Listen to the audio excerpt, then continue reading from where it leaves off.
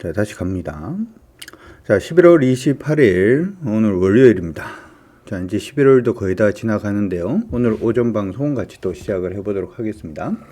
저번 마감한 미국 시장부터 같이 한번 체크를 해볼 수 있도록 하겠습니다. 미국 시장은 일단 땡스기빙데이, 추수감사절 부분으로 인해서 반장이 일단 열렸죠. 이 반장 열리는 동안에 일단 미국은 약간 좀 혼조 양상 보여주는 그런 모습이었어요. 다우는 일단 좀 긍정적인 모습을 보였는데 나스닥은 좀 빠지는, 기술주가 조금 상대적으로는 조금 약한 그러한 모습이 좀 보였다, 이렇게 정리가 되는 것 같습니다. 근데 중요한 부분은 항상 흐름이 좀 중요하다, 이렇게 말씀을 해드렸죠. 일단 흐름이 깨지거나 흐름이 변한 부분은 전혀 일단 없었다, 이렇게 봐줄 수가 있을 것 같고요. 이전에 떨어지고 있던 하락하는 움직임 자체는 아직까지 변화가 없습니다. 미국 시장에서 이렇게 우리가 시장 안에서 구분을 해둬야 되는 부분들 중에 하나가 이렇게 이제 하락장 안에서 이렇게 반등하는 거 있잖아요. 지금 아마 여러분들 눈으로 확인이 가능하실 텐데, 이렇게 반등하는 걸 보통은 이제 기술적 반등이라고 얘기를 하죠. 그래서 지금 시장에서도 미국 시장은 기술적 반등 중이다라고 얘기하는 부분이 이제 바로 이러한 부분입니다. 우리 시장이라든지 독일 닥스하고는 조금 다른 모습이에요. 독일 닥스 지수는 일단은 추세 자체는 상방으로 일단 하락 추세를 뚫어놓은 그러한 상태이기 때문에 향후에 그 상방 추세 자체가 지속적으로 유지가 될 건지 아니면은 그 부분이 약간 좀 행보로 바뀔 건지 그런 부분 조금 확인이 필요해 보입니다. 미국 시장에서 지금 좀 중요하게 생각하고 있는 부분은 바로 12월 14일 날 일단 열릴 연준의 금리 인상 어떻게 될 것인지에 대해서 관심이 좀 많죠. 시장 안에서는 지금 50bp 정도 생각을 하고 있는 것 같습니다. 일단 근데 이제 올해 6월달 같은 경우에도 아시다시피 시장에서는 50bp 정도 인상할 것 같다, 이렇게 얘기를 했습니다만은 실질적으로는 75bp 정도 인상을 하면서 굉장히 좀 강세 움직임을 보였죠. 단지 지금은 여러분들 다 아시다시피 미국 내의 인플레이션 자체 조금 많이 꺾이는 모습이 일단 보이고 있어요. 지금 7%대까지 지금 내려와 있는 그런 모습들도 일단은 보이고 있고, 경기 침체, 주택 경기라든지 모기지 금리 상승으로 인해서 주택 경기가 좀 부진해지는 그런 모습이 나타난다든지, 아니면은 최근 들어서 기업들이 전부 구조조정을 좀 많이 발표를 하고 있습니다. 몇만 명씩 자르겠다, 이런 얘기들도 많이 나오고 있고 해서 경기 위축에 대한 부담감, 이러한 부분으로 인해서 연준에서는 이번에는 75bp를 인상하지 않고 50bp 정도 인상하지 않겠냐, 그렇게 지금 생각을 하고 있는 것 같습니다. 근데 지금 인플레이션율이 좀 꺾였다라고 하더라도 지금 미국의 우리 금리 수준, 계산하는 부분을 한번 계산을 두드려 보면 지금 금리는 한 9%대가 적절하다, 그런 계산들도 지금 나오고 있기 때문에 시장 안에서는 그냥 인플레이션이 꺾였으니까 금리를 강하게 올릴 이유가 없다, 이렇게 많이 생각들을 하는 것 같아요. 그래서 시장이 좀 많이 반등을 한다라고 하는 부분은 주식 투자하는 사람들의 시각이고, 경제학자들의 일부 시각은 75bp 인상도 가능하다, 이렇게 얘기를 하고 있으니까 그분도 배제하기는 사실 좀 어려울 것 같습니다. 두 가지를 동시에 다 생각을 해야 될 것 같고, 이번 12월 14일 있을 FOMC 회의에서 75bp 정도를 만약에 인상을 한다면 시장은 이전 6월달처럼 한번 시장 충격 자체를 한번 강하게 받을 가능성도 좀 높겠다라고 하는 부분 기억을 하시기 바랍니다. 아까 제가 지금 한국경제TV를 좀 보다 보니까 여전히 이제 우리 2차 전지에 대한 기대감, 이런 부분들이 좀 나오고 있는 것 같은데, 우리 지금 2차 전지에 대한 강한 기대감은 어디에 기인을 하는 거냐 하면, 전 세계 이제 큰 자동차 시장이 세 군데 정도가 있습니다. 대표적인 소비 시장이라고 할 수 있을 건데, 중국이 있고요. 중국은 연간 자동차를 한 2,600만 대 정도 팔 수 있는 시장입니다. 보통 자동차를 한 1,000만 대 정도 팔 수 있는 시장, 1,000만 대 이상을 팔 수 있는 시장은 굉장히 큰 시장이라고 얘기를 하는데, 중국이 한 2,600만 대 정도 팔고 있고요. 그리고 미국이 한 1,300만 대 정도 지금 팝니다. 그 다음 이제 유럽 시장이 되는데, 아시다시피 미국 시장은 최근까지도 일단 휘발유 자동차라든지, 미국은 워낙 가솔린이 싸니까 그런 식으로 진행이 많이 되다가, 여러분들 아시다시피 IRA라고 하는 인플레이션 법안이 통과가 되면서 일단 미국 내 자동차를 전부 다 전기차로 바꾸겠다 이런 얘기가 일단 있었고, 미국 내 지금 전기차 침투율이 한 5%가 안 되거든요. 5%가 안 되는데 이게 그러면 한 95% 이상을 내연기관 자동차에서 전기차로 바꾸려고 하면 얼마나 많은 배터리가 필요하고 얼마나 많은 리튬이 필요하고 얼마나 많은 배터리 셀이 필요하고 하는 부분에 대한 시장 기대감이 굉장히 커진 거죠. 여기에 이제 미국이 이 전기차에 대한 본격적인 세제 혜택, 여러분들도 아마 우리나라에서는 보조금이라든지 하는 부분도 이제 본격적으로 하겠다라고 얘기를 하니까 이때 본격적으로 하기 시작을 하면 당연히 전기차 판매량이 폭증하겠네. 그러면 전 세계에서 가장 큰 시장 중에 하나인 미국 시장의 전기차 시장이 도래하기 시작을 하면, 중국은 사실 우리가 중국 전기차 시장이 성장을 할 때 한국산을 많이 배제를 했었죠. 2차 전지 같은 경우에도 한국산, 중국산이 아니면은 보조금을 주지 않는다든지 하는 부분들 때문에 중국에서의 이제 우리나라 자동차의 어떤 위상 자체가 많이 쪼그라든 게 사실인데, 미국에서는 그러지 않겠지라고 생각을 지금 하고 있는 것 같습니다. 그리고 우리 2차 전지 관련된 회사들은 미국의 전기 자동차, 미국 자동차 회사들한테도 이 배터리 셀 자체를 공급을 하기 때문에 거기에 대한 기대감도 굉장히 커진 것도 사실입니다. 여기까지가 일반적으로 시장에 알려진 부분이고, 지금 최근에 우리 주말 동안에 나온 얘기들 중에는 약간 좀 부정적인 얘기들도 좀 나왔어요.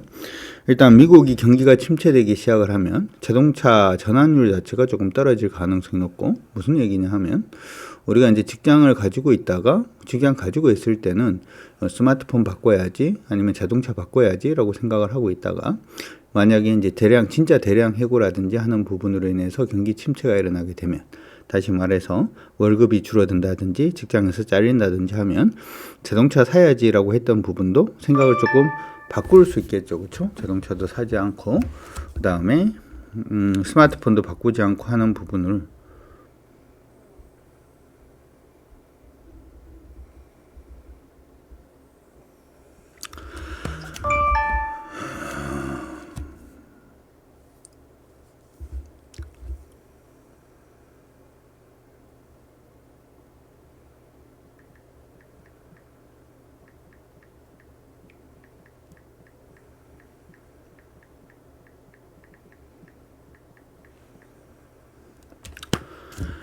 그렇게 해서 생각을 죄송합니다.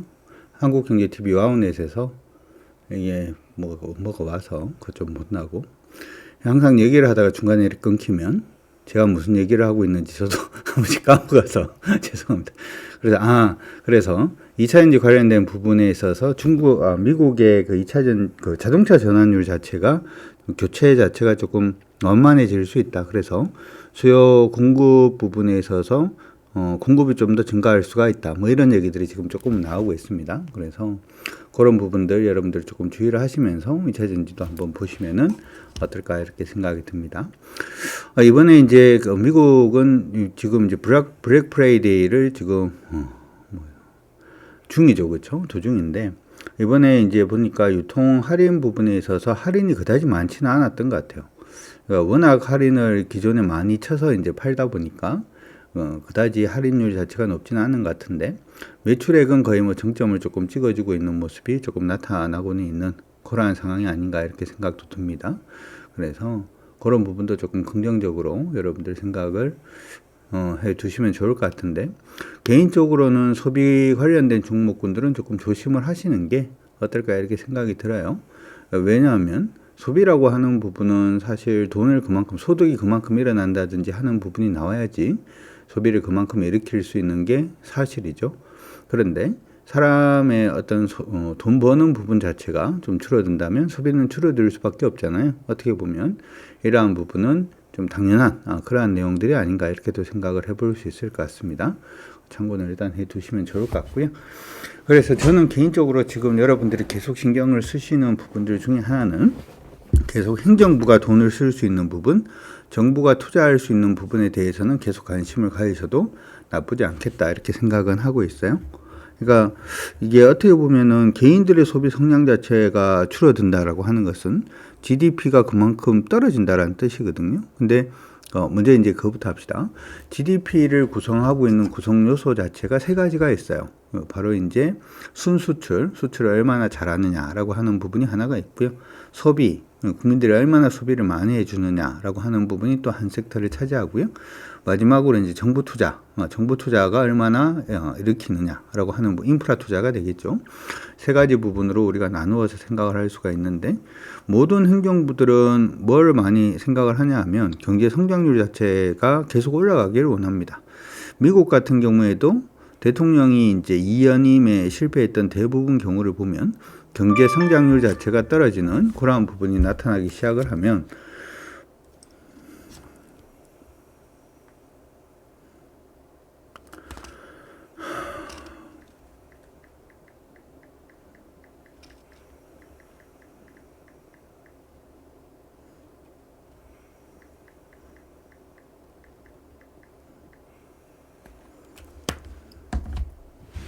경제 성장률이 떨어지는 모습이 보이게 되면 연임이라든지 하는 부분에 좀 실패하는 그러한 부분들도 많이 보였기 때문에 경제 성장률을 끌어올리고 싶어 해요. 그런데 지금 경기 침체로 간다라고 얘기를 해버리면은 당연히 소비가 줄어들 가능성이 높죠. 특히 이제 미국 같은 경우에는 전체 GDP 성장률에 소비가 기여하는 기여율이 거의 70%가 넘어가는 그러한 모습이 나타나고 있습니다. 70%가 넘어가고 있는데 지금 대량 해고라든지 하는 부분이 나타나기 시작을 하면 당연히 그러한 부분에서 일단 타격을 입을 수밖에 없겠죠. GDP 성장률이 떨어질 수밖에 없고요.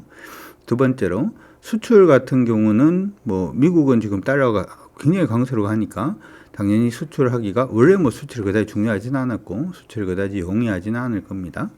우리나라의 경우에도 수출을 그러면은 원달러 환율은 굉장히 좀 약세니까 수출하기가 좀 좋지 않느냐라고 생각을 할 수도 있습니다만은 사실 우리가 수출을 한다는 것은 상대국의 소비가 증가를 해야지만 수출이 증가할 수가 있죠.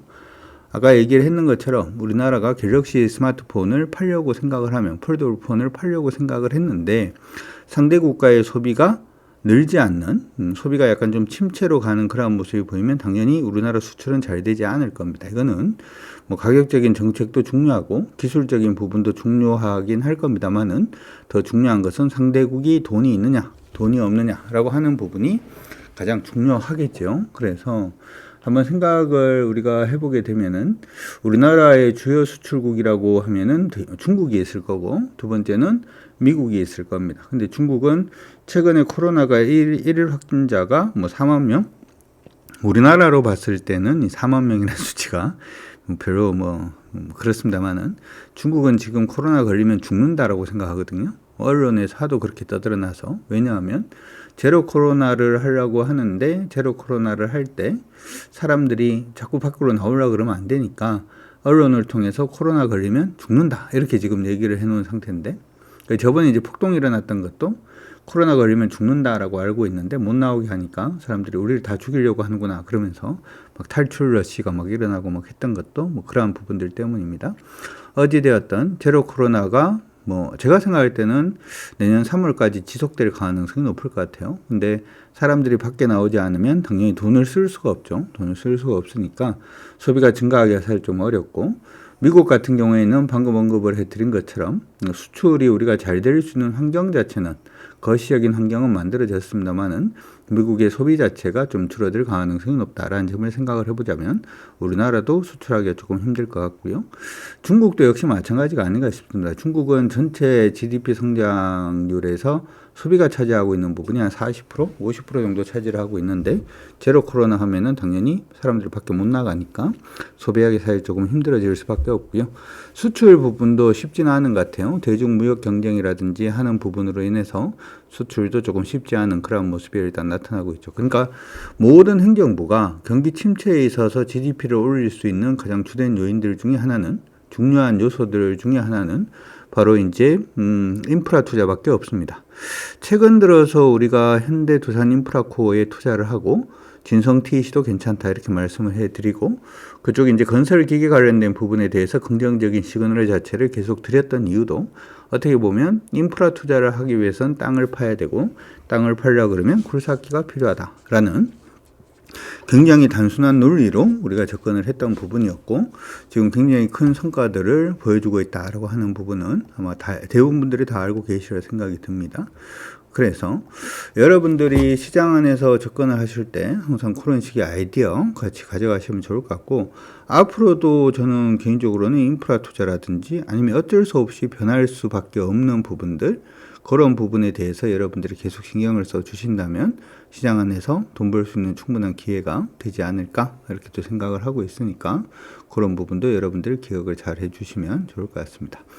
어찌되었던 나스닥 종합은 뭐 저번 주 금요일 날 마감을 했던 부분, 우리 시간으로는 토요일 새벽에 마감을 했던 부분은 반장으로 끝이 났어요. 미국은 이제 반만 일단 시장이 열렸는데 아까 얘기했던 추수 감사절 때문에 일단 나스닥은 뭐 조금 약세 움직임을 보였습니다. 근데 지금 올라가고 있는 흐름 자체에서 뭐 특별하게 변한 게 있느냐 라고 생각을 해본다면 아직은 특별하게 변한 부분은 없는 것 같습니다.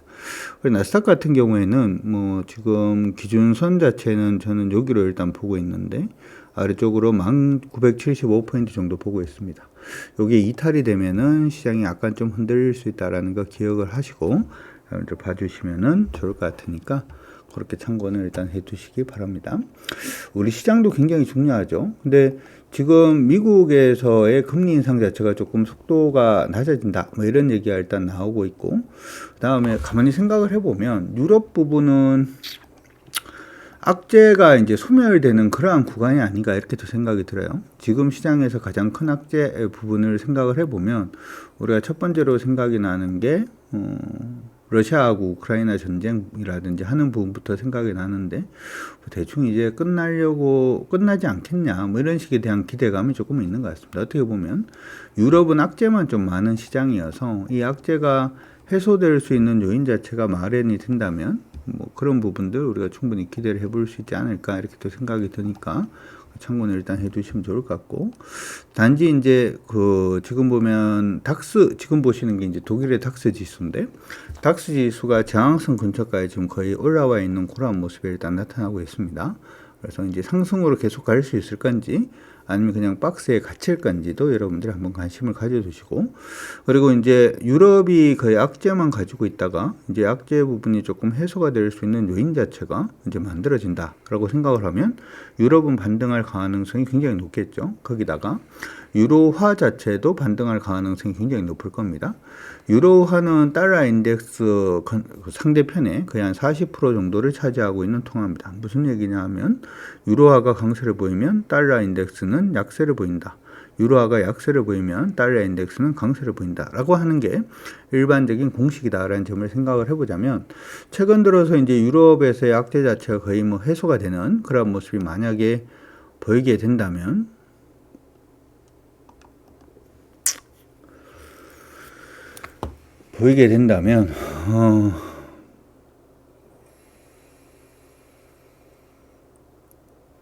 달러 인덱스의 안정화 자체가 조금 더 이루어질 가능성이 높고요.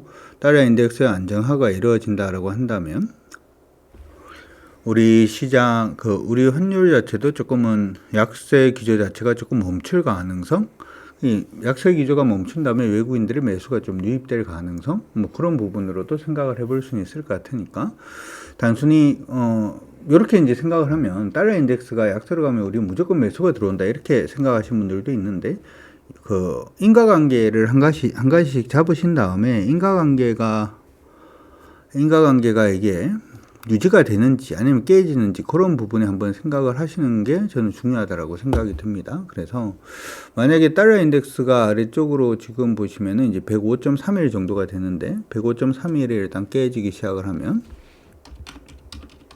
3일이 일단 깨지기 시작을 하면 달러 인덱스는 조금 더 약세 기조를 유지할 가능성이 높습니다. 그럴 때 우리나라 원화가 어떻게 움직이는지도 여러분들이 한번 체크를 해보시면 어떨까라고 생각이 들고 우리나라 원달러 환율이 조금 약세를 보인다라고 하면은 강세를 보인다라고 하면 거기에 따라서 그 다음으로 이어져야 되는 부분이 외국인들의 매수죠.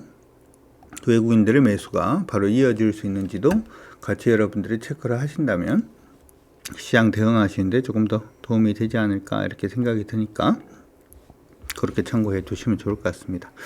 결론적으로 좀 말씀을 해드려 보자면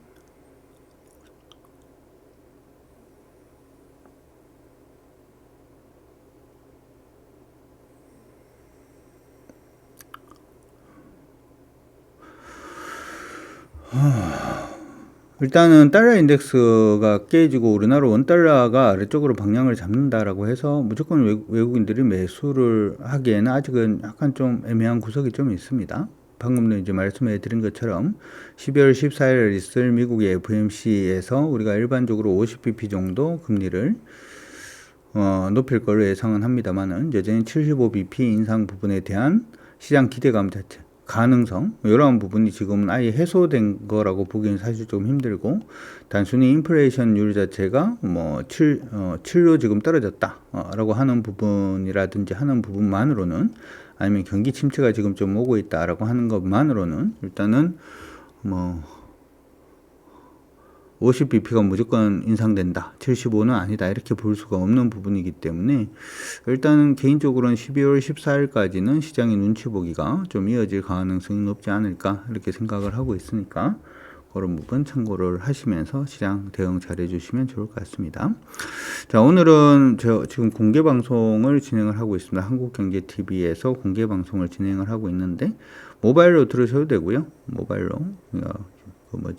네이버라든지 그런 데다가 그 포털 사이트에 와우넷 한국경제TV 인터넷 방송이 와우넷이라는 이름으로 하고 있으니까 와우넷 검색하셔가지고 들어오신 다음에 거기서 강준혁 검색하시면은 보실 수가 있으시니까 오늘은 3시 반까지 방송 진행을 합니다. 그런 부분 참고하셔가지고 여러분들 모두 화이팅 하시길 바랍니다.